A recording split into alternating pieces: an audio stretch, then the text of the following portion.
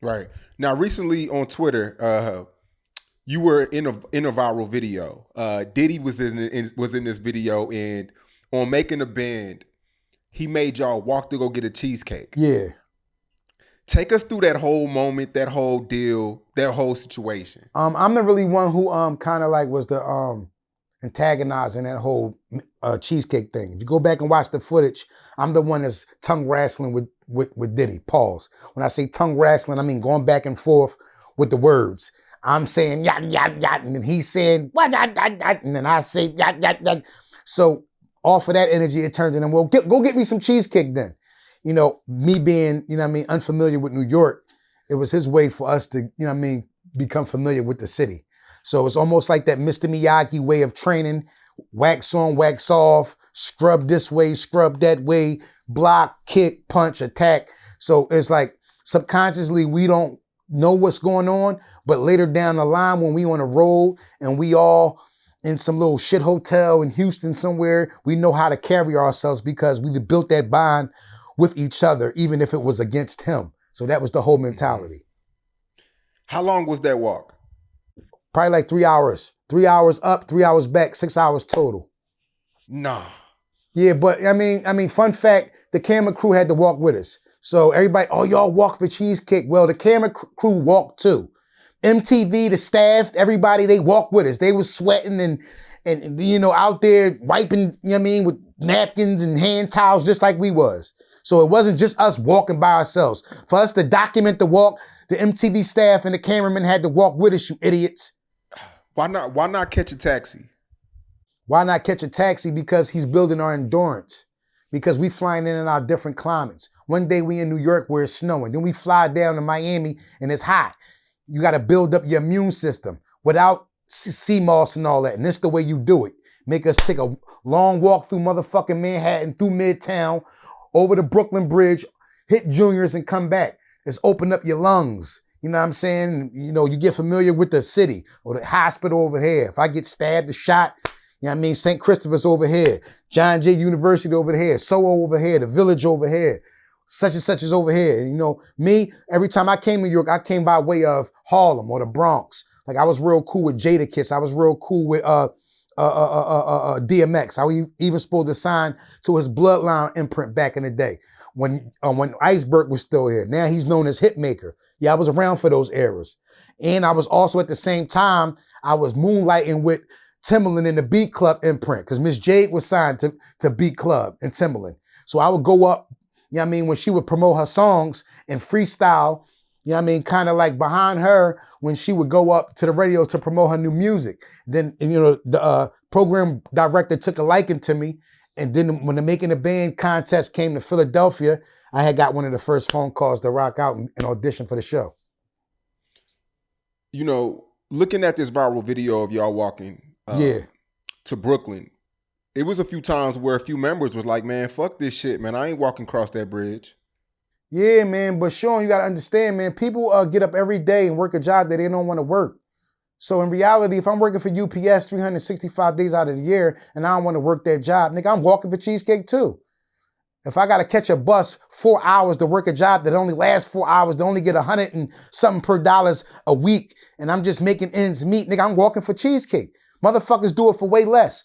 Motherfuckers commute to a job when only making minimum wage where the actual job, they only getting paid to go to fuck to work. That's walking for cheesecake. Anytime you hustle for somebody or you get a pound or you get a fucking sack or some work for somebody, you're walking for cheesecake. Anytime you do anything for somebody else, it's not yourself, you're walking for cheesecake.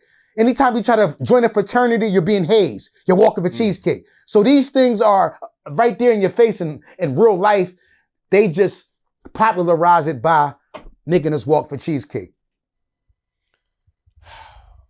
Man, you know, there was a lot of kids who, because there's a lot of kids who didn't, you know, they're 18 years old, 15 years old. They didn't watch Making It a Band. They seen this clip, and a lot of these young kids, they was like, man, I would never do that. And I feel like that's the difference of these kids today and the kids, you know, us back then.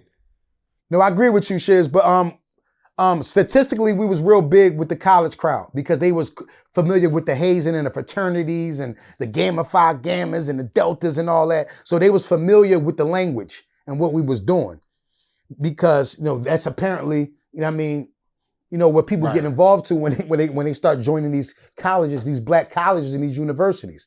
So we scored big with those people. It was the urban community that really didn't transcend to and it didn't resonate with. Because the urban community, their mentality is something for nothing, fast money. I didn't work hard, but I got a lot. So working hard in an urban community is rarely respected. What other crazy shit did Diddy make y'all do when y'all pissed him off? I mean, compared to the shit they wanted to make us do, they wanted to make us do real fraternity shit, like wash up with the same soap and the same rag and brush our teeth with the same toothbrush and use the same water to spit it out of. So we really picked the lesser two evils. Which I really saw was the fucking watered down version of what they tried to make us do. And I'm the one who stepped up and wouldn't do certain shit. I was threatened to walk off. I'm not doing that. I don't give a fuck what's going on. So what y'all saw was like, that was me really kind of like, all right, cool. So wait, there were times where y'all all had to brush y'all teeth with the same toothbrush? Nah, that's what they tried to make us do. Okay. Let me clear that up. They tried to make us do that. I mean, our first week there, we had to sleep in the Best Western. We all had one room, 6 members. We had a double bed in the Best Western. So they was trying to make us do that. But I was like, I'm not going for it. Not like really like let my nuts hang low, just a lot of things coming from the street that I just wasn't going to do at that point in that stage. And they recognized that, and then that's why, it was lemons into the lemonade because they seen that as leadership qualities. Like Ness gonna stand for something. And if he's out in the field, if we's out in the hostile territory, if we out in Louisiana where it's bad, or it's Baltimore where it's bad, or it's LA where it's bad, I can trust Ness to rally the group members and make them carry it a certain way so when we get out there safe and he protect his investment.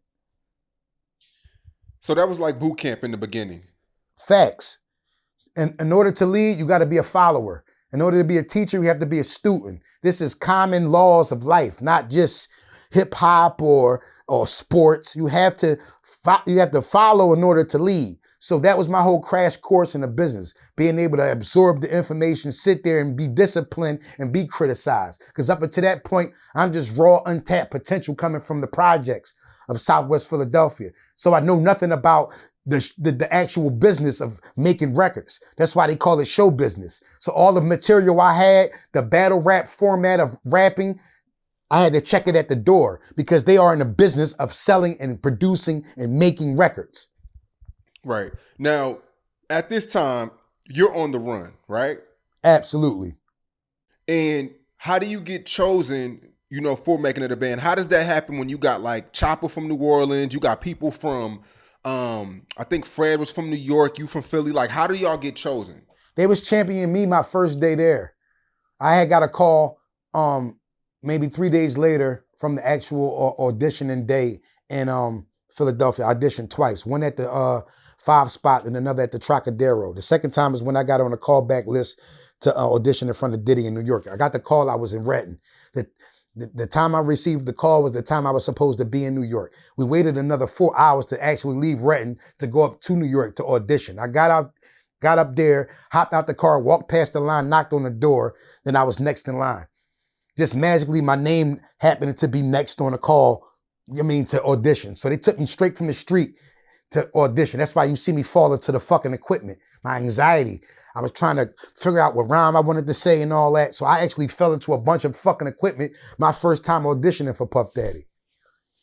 So just to make a long story short, that whole process was it was cringeworthy, but I learned a lot, I absorbed a lot. And the best lesson I learned that the ultimate test is your family and friends. They're the ones who fuck it up for you or make you go to that next level. Yeah. So while auditions is going on, you're on the run for a serious case? No, yeah, for a felony charge, a drug felony charge. But what happened was I stopped reporting. And then, by county laws, you're not supposed to leave the county. So I'm in violation even leaving, being on the show in New York, period. So once they told me I had some type of insight to actually go on with the competition, I just went to the staff like, listen, I got a legal issue. I'm being real with you guys. I really want to continue on with the situation. But unfortunately, I had to go back to Philly and deal with these issues, these legal issues. They was like, hold on, wait, we'll help you. We'll go to Puff, we'll get a letterhead, some type of form of like some type of character reference, and hopefully we'll send you back there with that. That'll work out for you. It actually did. I went from the fucking black sheep into the prodigal son, to where when after that letterhead was presented, like it was so much loose supervision that I almost was really like off probation at that time. Wow. So that was like the whip that cracked the fucking barrel. So you know what I mean? I just had all access to, you know, be up there with that and that, continue on with the competition. But with that letterhead, that gave Puff legal like type of guardianship over me during that time. So anything that happened to me, he has to be liable to this, you know what I mean, the Commonwealth of Pennsylvania for any body harm that's done to me under his care. So what I was telling these guys on other type of platforms, I mean, it was a point that I was rebelling, but I only could do so much because I was legally in their care the whole time because of my mishaps with my legal situation back in Philadelphia. How much time were you facing?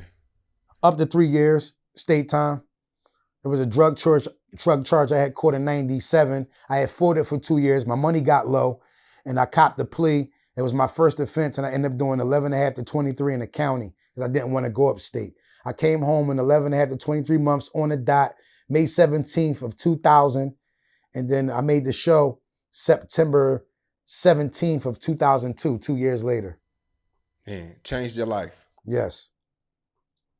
See how these dates run back? I got the mind of an elephant, bro. You already know. I see. So you recently said Diddy would do anything to win. Yeah. Explain that a little bit. I mean, just things that us brothers won't do. Some of us brothers that came from the hood, came from a single parent home, even though he came from somewhat of a single parent home. There's some things that guys that came from up with hood ethics just won't do. And, you know what I mean? I'm not saying that in any type of homophobic or homosexual way. I'm just saying things that guys from the neighborhood would not put it all online for, he will do. Meaning he will go out his way to appease someone to get what he wants. And I won't do that. I will draw some type of line of putting myself out there for that type of scrutiny to get the job done. Being around Diddy, what's some things that you learned or some game that he gave you? Nobody don't give a fuck about you or your music. And the day you realize that, you're on your way.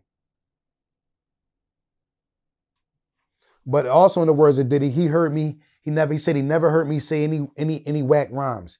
He said, even if I brought a demo tape up there today, 2022, November, he would still sign me as the first day he ever heard me. That's how much he respect my pen.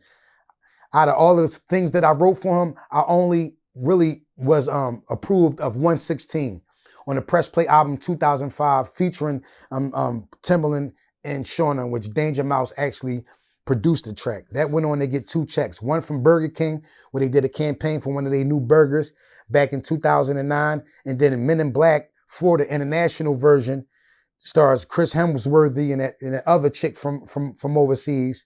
They put it in that movie. So I got 3 checks out of 116 over a course of 20 years. Mm. So if it was any issue with me and Puff, he would definitely been able to block that and just tell all these people if they wanted to get a licenses from any song in his catalog just to pick another one. Because he know I'm a writer on that, a certified writer on that. All right. Now you said Diddy told you that people don't care about, I don't want to misquote you. People don't care about you or your music. They just care about what you put into it. You're only gonna get out what you put in. That's what I mean by that. That's a translation for that. I agree, 1,000%. That's it. If you don't blow, you can't blame yourself. You could point the finger. No, my manager, my man didn't do this. My shooter didn't Get this guy that I was supposed to get that I had problems with. This ain't happened. This ain't open up. The stars ain't aligned for me. The moons ain't lined up and back at each other like Thor Ragnarok, and it ain't happened for me. It's because of you, money. You ain't put the work in. And if it don't happen, then it just wasn't meant to be. But you died trying. And you gave it a good go.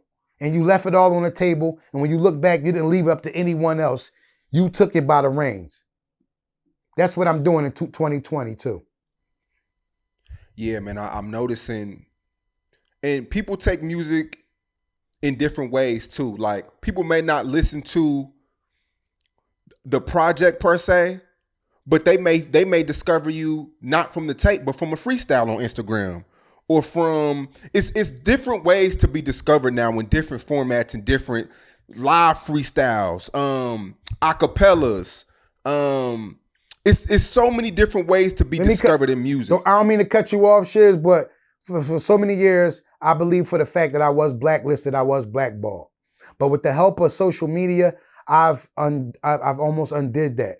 So in any corporation or anybody that was in a higher office or in a higher place that was, putting a stop or trying to, keep me shadow banned, you can no longer do it. People gonna like what they like, and it's impossible to stop everybody from liking what they gonna like.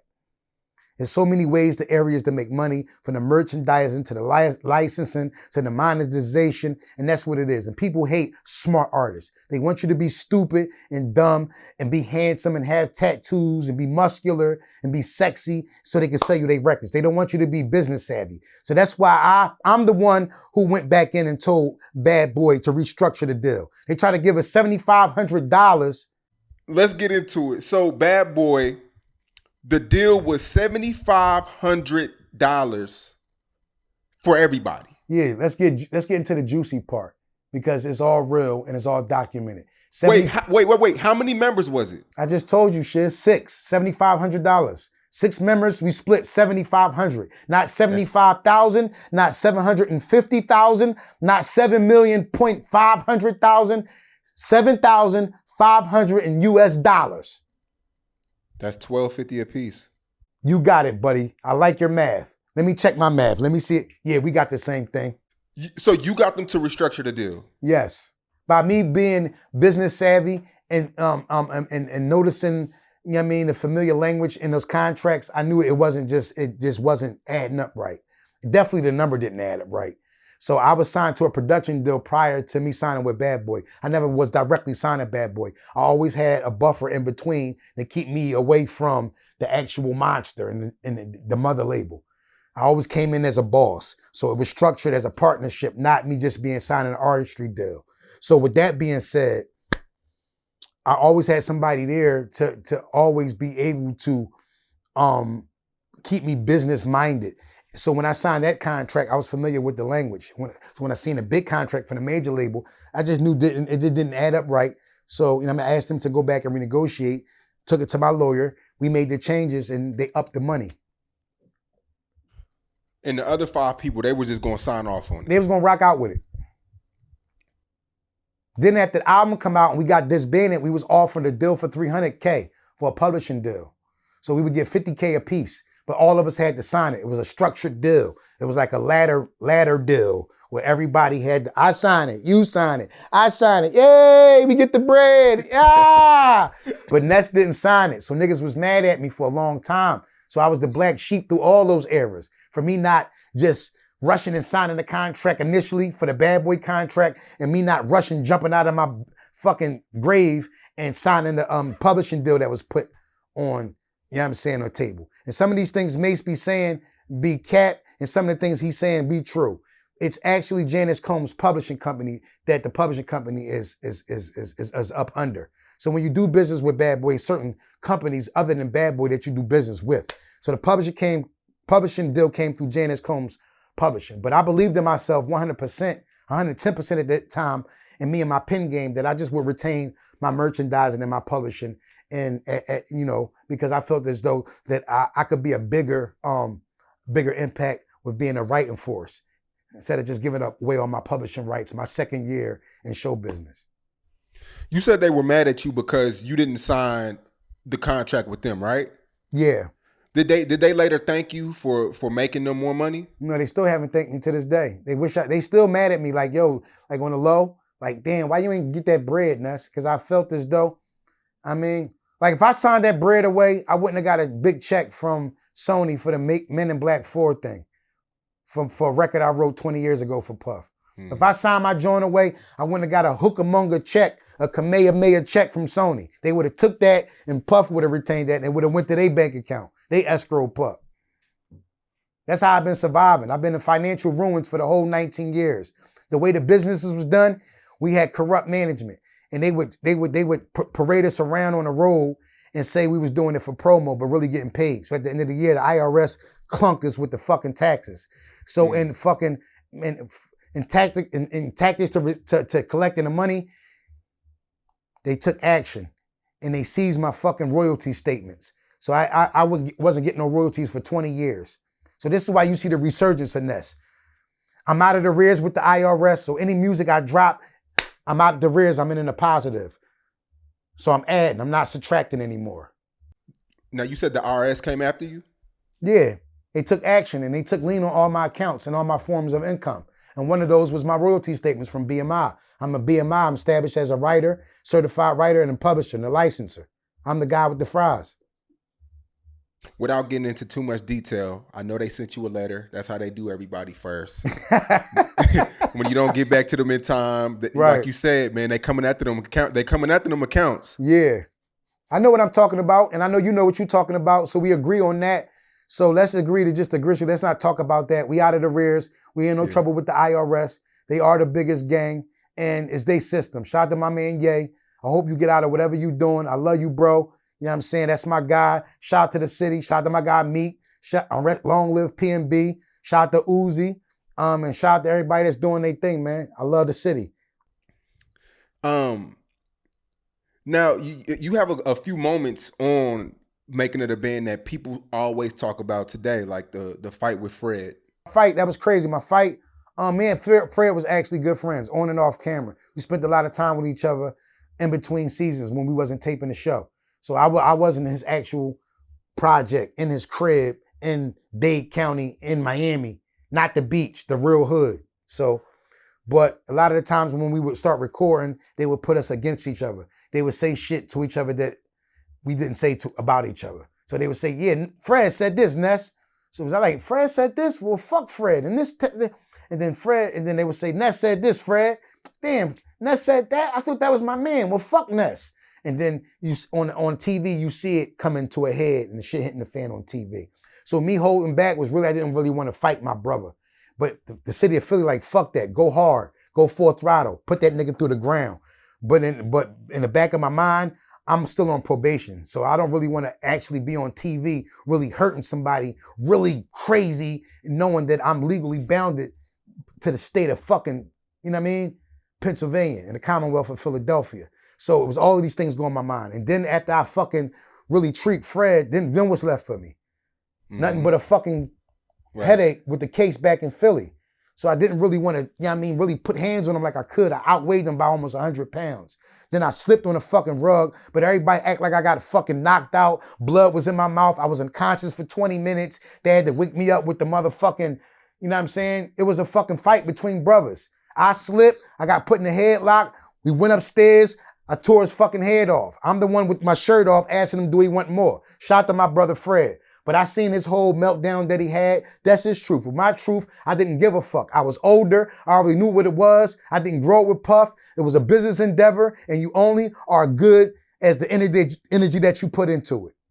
So I wasn't never fucking heartbroken about the whole shit ending. Because my first day there, I knew it could end. They was telling us from the first day that you got there, yo, here's a fucking train to fucking Penn Station. Here's a bus ticket to 42nd Street, and LaGuardia is that way. How y'all want to go home? And that was the mentality.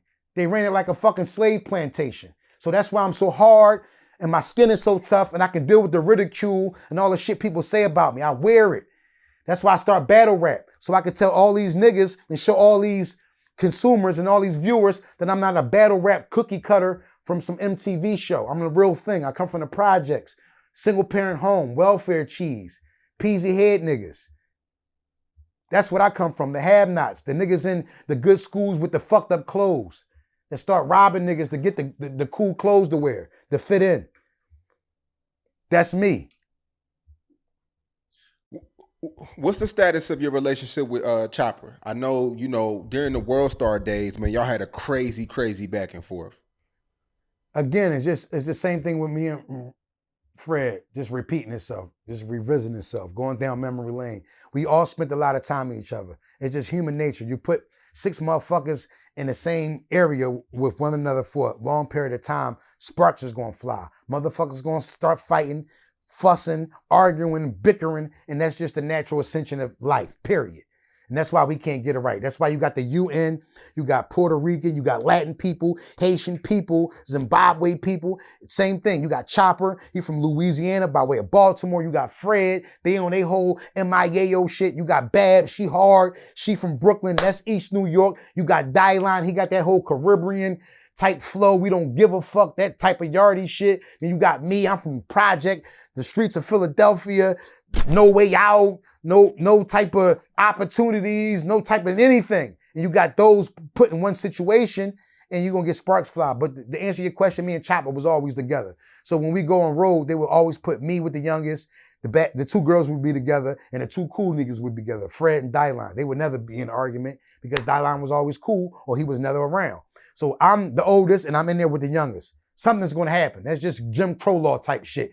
Light-skinned nigga with the dark-skinned nigga, short nigga with the tall nigga, young nigga with the old nigga. So we had issues, but we worked it out. Every year, they try to launch a reunion tour. We get up to that point, and then some of the members back out for whatever reason. I love all my band members, but I'm done with that. This is strictly the Ness show from 2022 on now, from now on. Like if I get a big break, I might bring my band members back on stage to do one last hoorah, but that's it. I'm done with that. I've tried. I can't carry that weight and carry that burden for another 10 years. I did it. I'm not going to talk about the second part of my life, but what I did with the first part of my life. And that's how I'm carrying.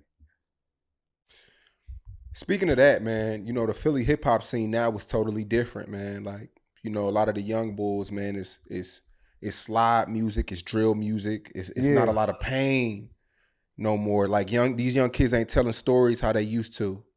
I mean, what's your thoughts on the it's power on and the scene pain, now? but it's also power and celebration and enjoyment.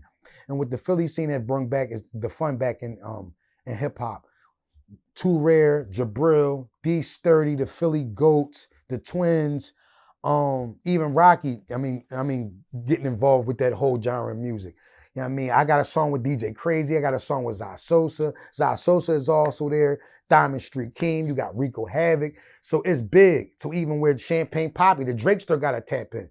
So it's definitely getting a lot of buzz. So basically, the drill shit is in right now, but you got to separate yourself from that and know what you really in it for. Yeah. You can't follow all these other guys. Ye made it cool to be a backpack rapper and still talk about getting bitches and being business. You got to pick out your lane. You got to stay in it. You can't drill. You can't gangbang on records. You can't catch bodies and talk about it and think you ain't going to get indicted. Gangs is the new mafias. They are the new targets of the federals. It used to be the mafia. They crippled the mafia into a little pinky toe in your body. Now gangs are the people out in front with the extortion and the drugs and shit. And I'm not getting up here doing the police work. I'm just telling you what you've seen for the past fucking 3 years. Yeah. That's it. I ain't got to get up here and talk. It's public information. They cracking niggas in the head that's repping the gangs. Free the Wave, free the Thugger, and free Gunner Man. You recently said that you created the business model for battle rappers. Like you were one of the first ones to start making money battle rapping. Yeah, I literally created the performance fee. Before me, niggas wasn't getting paid to battle rap. Niggas was just showing up, to be too cool for school and be too down to clown. So I told the Hip Hop World Series back in 2008, but being that I had an active contract with Bad Boy, which was a major label, still is to this day, that I wouldn't battle without taking advance on the money. We were supposed to win or either lose. So they gave me a $5,000 advance on the money out of the 25 for the winner or the 15 for the loser. So I've created the performance fee. Without me, it wouldn't be no Sue Surf. Murder Mook wouldn't have got his biggest pay date. Cassidy wouldn't be out here getting no big checks. I've created the performance fee, the lane of getting paid for your performance fee on stage for your 3 rounds of battle raps. Yeah, and speaking of that too, I always feel like the Joey Jihads, man, the Reed Dollars, they're younger than you. I feel like, especially Joey Jihad, I feel like should have been way bigger. What do you feel like held them back? Him. Shout out to Hattie, him. You gotta really want it. You gotta want it above everything else. Like the mafia say, yo, if we call and your mom is on a deathbed, you gotta come. That's how you gotta love this hip hop shit. You ain't gonna win. And Hattie, he just in the street. He a real nigga. He do what he do. He make his money how he make it. He really don't love it that much. Or he might do, but his fans don't see the love being resonated. So they just gonna fall on deaf ears and they gonna love him from a distance like he loved him. Hattie is one of the most excellent rappers, spitters, bar fucking spitters from Philadelphia. But it just take more than having the pizzazz and the dazzle and the look and being cute and having the bars and the clever wordplay. It take the hustle. And you gotta attack it just like you attack the block. Yeah. Well, you know Kanye West, right? Have you been around him a few times? Shout out to yeah. I just was out there maybe the second week of September. I was out there currently. We was out there writing and recording for the Down to 2 project. Kanye West, he's going through a lot right now. What if he was listening to this, what's some advice that you would give him? I don't got no advice for Kanye West. I've been my brother for over 25 years. Just a fun fact, I'm the one who invited him to Making the Band crib back in 2002 to submit beats for the album. At the time, we had some shit going on with the house. Mr. Bentley kicked the nigga out. I had to come back outside and tell the nigga Kanye he couldn't come into the crib to submit the beats.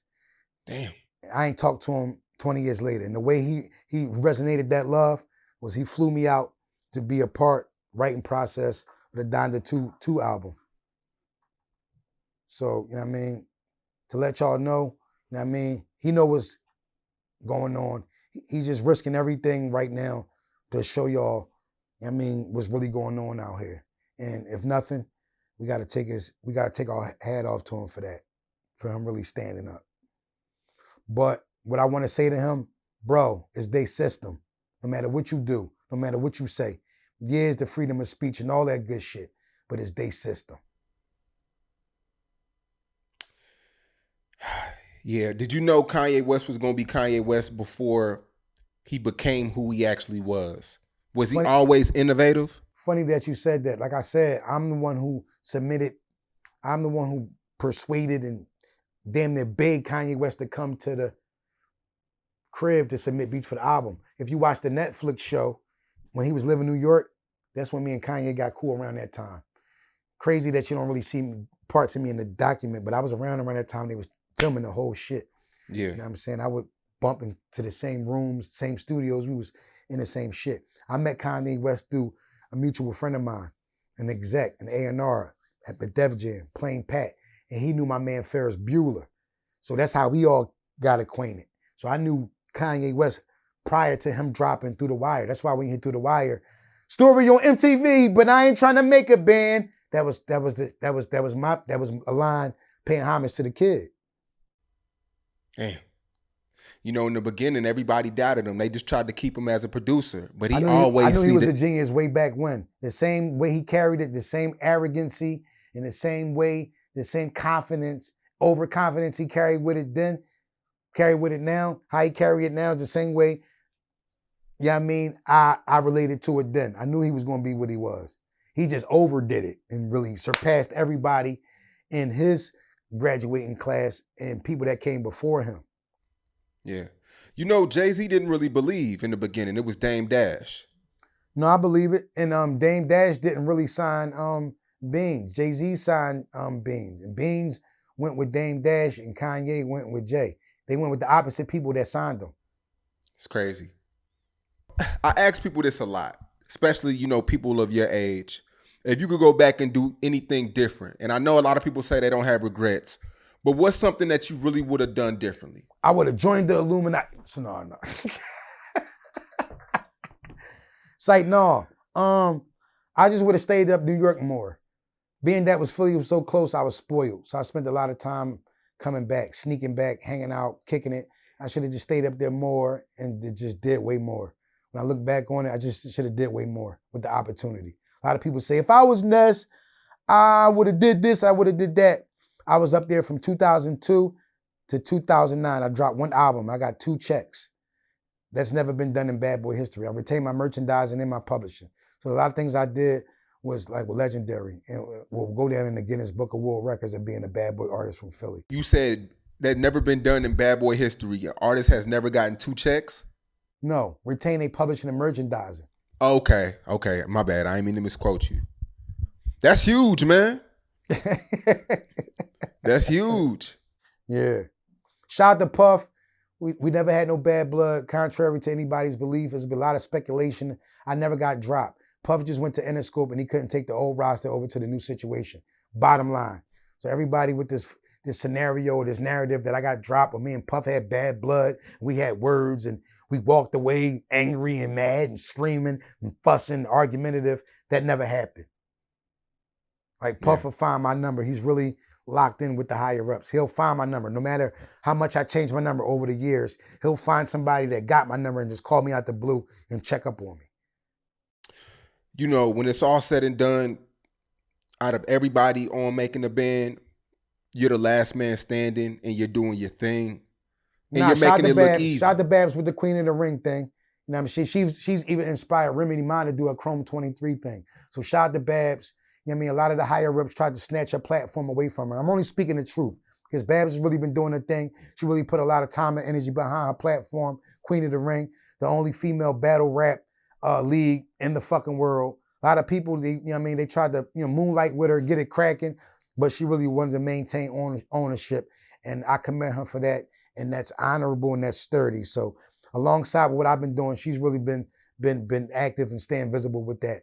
Now, everybody else been doing their thing, but us being East Coast rappers, I really can get up front, put my arms around that and say, we've been doing a good job by staying visible with the internet, the whole internet genre.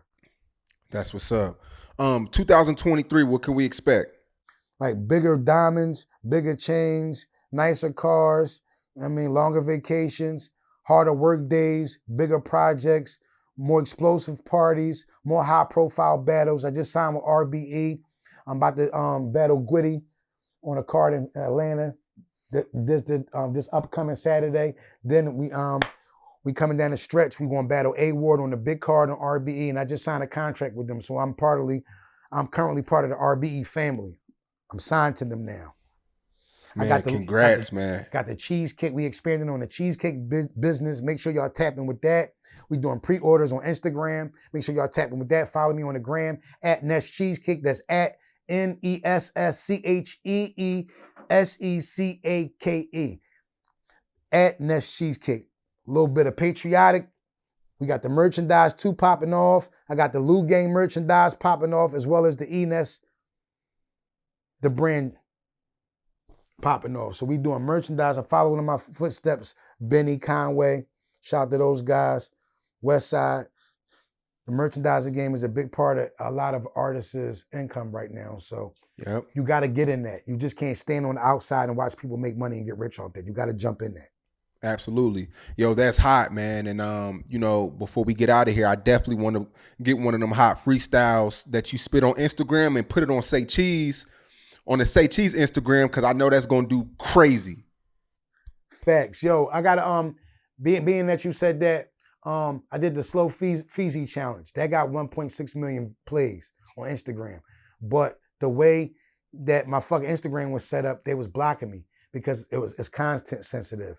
So off of those plays, it just started a big algorithm.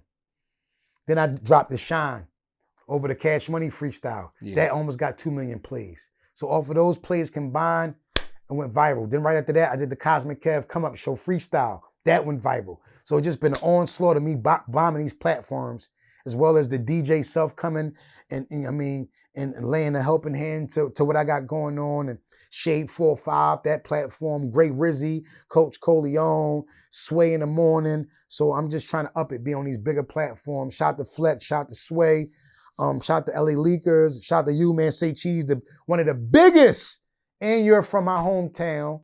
Yep. So shout to you, brother, man, being a black entrepreneur and not fitting into this corporate structure and really, taking it by the reins and being your own boss, making your own hours.